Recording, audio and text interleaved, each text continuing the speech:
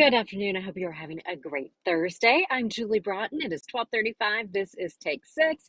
It's when we get together after our new newscast, talk a little bit about what we're working on that you'll see later today coming up on News 6. You'll notice I'm not in our Click Orlando studio. I'm actually in the car. We just rolled back into the station parking lot after being on a shoot in Eustis. We were out shooting a story for our Getting Results Awards segment, and we went to the cutest thrift shop in Eustis. It's the St. Thomas Thrift Shop. It's associated with the church there.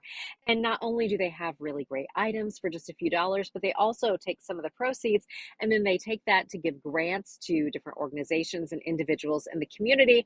And also, they have a volunteer who has been volunteering with this organization for 65 years. So we'll tell you much more about that coming up in the next couple of weeks with our Getting Results Award segment.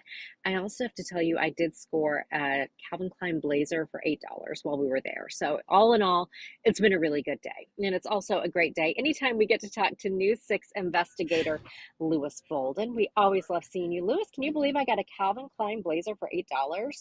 No, I absolutely cannot believe that. I need to check out that thrift store and the person who's been there for 65 years. And Jules, you are Isn't on the that road great? again. Girl, you stay on the road. Yeah, we have a great time. We get to go out and see great people doing fun things. So we have the best assignment. So it was a really pretty morning in Eustis. Now we're out here, and I know you are helping somebody with a big issue. This story, Lewis, I need to hear all the details of this. So you're talking about a gentleman who had a power surge because of vegetation, specifically bamboo, and now the power company is saying it's not their issue. Is that how this all goes? Pretty much. So this couple, they Okay. were at home and they had their lights started to flicker in the house. Some would get really dim, some would get really bright. So they thought something was wrong. Then they happened to later on turn on their dishwasher and it started to smoke. So they knew there was a Oh. problem. They turned off the power. They called an electrician over who said that he took a look around and said, this is a problem that is coming from the line that you see right there going to that power Mhm. pole. And so he told them, you need to contact OUC. OUC came out and they discovered that the problem was there was bamboo that was rubbing against the power lines and it caused a negative line to become energized Oh, and it sent too much power into the house. So it ended up wow. frying their dishwasher that was nearly new. There it is. Mhm. Mhm. Also, their pool pump control panel was damaged and the LED light in their pool as well as some other Mm. smaller things. It was about $2,500 in damage. And OUC has a claims process. And so they Mhm. filed a claim trying to recoup their losses. And OUC denied the claim, saying that they are not responsible for any type of vegetation, that Mhm. homeowners are responsible for vegetation.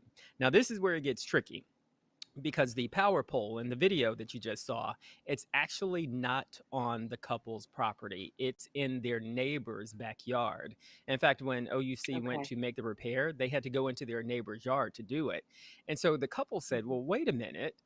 If the home, how are we responsible? Because the equipment isn't, Mhm. isn't even on our property. We can't just go into our neighbor's yard and start trimming his bamboo. And you can see their point there. But OUC Yeah. denied the claim, and they held Mhm. firm. And basically, gave some pointers for what people can do if they're in this situation. We still have a lot of neighborhoods in Central Florida that have Mhm. overhead power lines. So what everybody should Mhm. do is go outside and look at the line that feeds to your house and check for vegetation. OUC says Mhm. even if it's not on your property, you can call them out and they will trim it. And that way, if it's on your neighbor's property, you don't have to deal with your neighbors. So we've got some good Okay. information in this piece tonight. Okay. I really didn't even know that was possible, the scenario that you described.